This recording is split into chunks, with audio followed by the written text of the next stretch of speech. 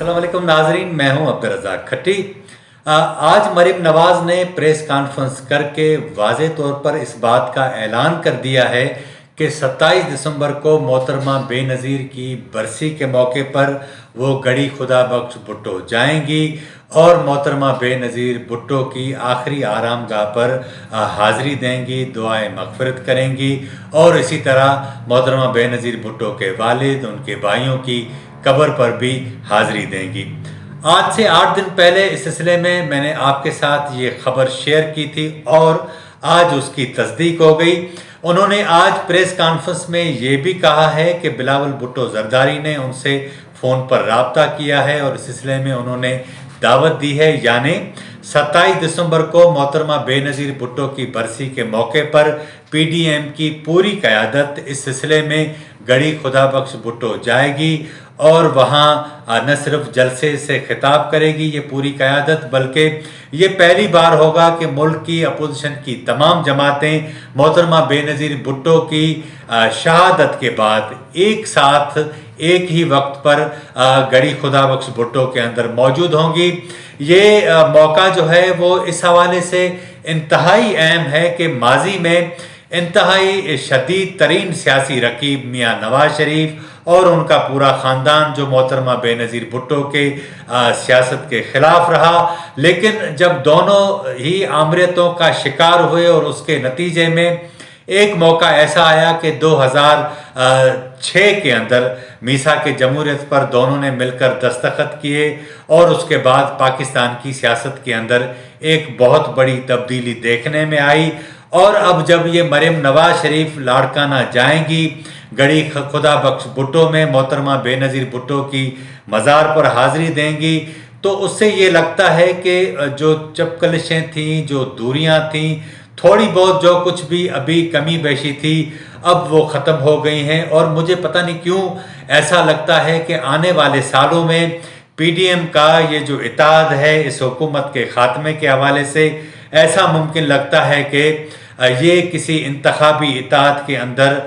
ढल सकता है, क्योंकि पाकिस्तान की इस्टेब्लिशमेंट के ख़िलाफ़ जिस तरह पाकिस्तान पीपल्स पार्टी, मुस्लिम लीग नून, JUIF और दीगर सियासी जमातें एक प्लेटफार्म पर मौजूद हैं, तो उनके पास इसके सिवा और कोई रास्ता नहीं PDM के बैनर तले इंतखाबी इत्तेहाद में उसको तब्दील करें और उसके साथ साथ साथ मिलकर इलेक्शन लड़ें। और आज की जो दूसरी बड़ी खबर है वो ये है कि मौलाना फजल रहमान कराची पहुंचे हैं, वो आसिफ अली जरदारी से मुलाकात करेंगे। ज़रा ये बताते हैं कि जिस तरह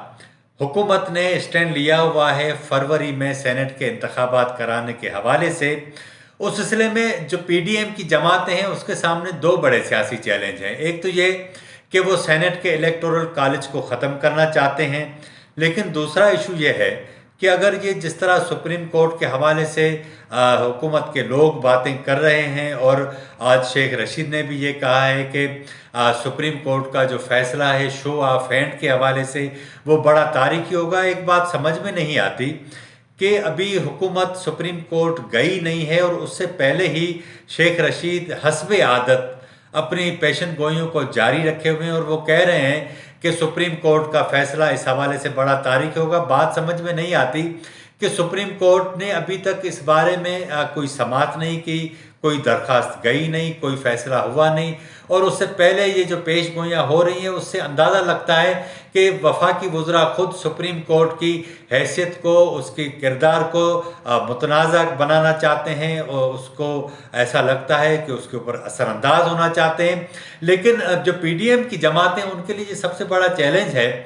कि अगर सेनेट का इलेक्टोरल कॉलेज ख़त्म हो जाता है और उससे पहले सुप्रीम कोर्ट इस हवाले से शो ऑफ हैंड के हवाले से कोई फ़ैसला करती है तो इनका रद्द अमल क्या होगा। एक तो ये बात है। दूसरा ये कि जब तक पाकिस्तान पीपल्स पार्टी सिंध असेंबली के हवाले से कोई फैसला नहीं करती, PDM का जो मौक़िफ़ है लॉन्ग मार्च के हवाले से और उसी तरह इस्तीफ़ों के हवाले से, उसमें कोई जान नहीं पड़ेगी। और यही सबब है कि सारी गेम आसिफ अली जरदारी के हाथ में चली गई है। अब आसिफ अली जरदारी, ज़ाहिर है कि तमाम जमातें,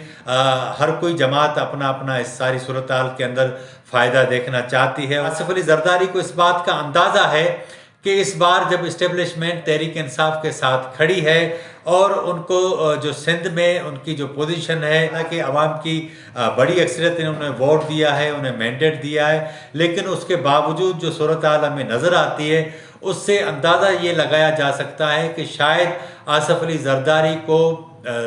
دباؤ میں لایا جائے اور انہیں کہا جائے کہ وہ استعفے نہ دیں۔ لیکن اس ساری صورتحال میں پیپلز پارٹی کیا کرے گی، یہ ایک بہت بڑا سوال ہے۔ یہی سبب ہے کہ مولانا فضل الرحمان آصف علی زرداری سے ملاقات کریں گے، اس سلسلے میں وہ ان سے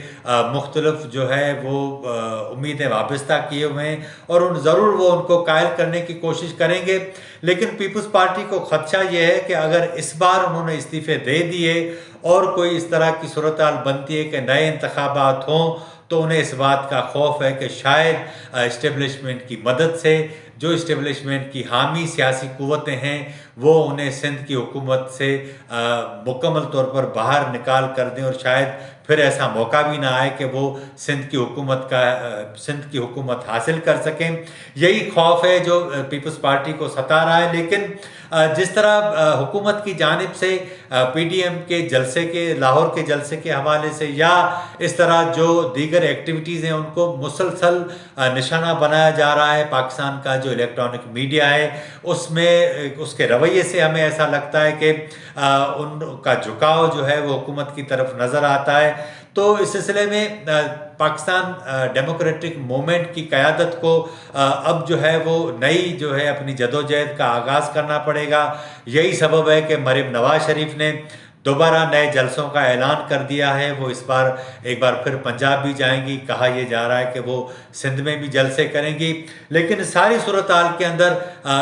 جو اب صورتحال بنتی جا رہی ہے اس میں ایک طرف تو حکومت خود جو ہے وہ سپریم کورٹ کو متنازع بنانے جا رہی ہے، جبکہ دوسری جانب یہ خود پولیٹیکل پارٹیز جو حکومت مخالف ہیں ان کے سامنے یہ سوال پیدا ہو گیا ہے اگر ان کے استعفے سے پہلے الیکشن شیڈول اناؤنس ہو جاتا ہے تو کیا وہ اس شیڈول کے تحت اپنے لیے امیدواروں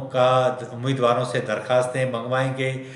ان کا انتخاب کریں گے، انہیں ٹکٹ دیں گے؟ یہ ایک بہت بڑا قانونی اور آئینی معاملہ ہے۔ دیکھتے ہیں کہ آنے والے دنوں میں کیا ہوتا ہے۔ لیکن ایک بات تو طے ہو گئی کہ پی ڈی ایم کی وہ ساری جماعتیں جو ہمیشہ الگ الگ ہوتی تھی، لیکن اس بار پاکستان کی سیاسی تاریخ میں یہ پہلی بار ہوگا کہ 27 دسمبر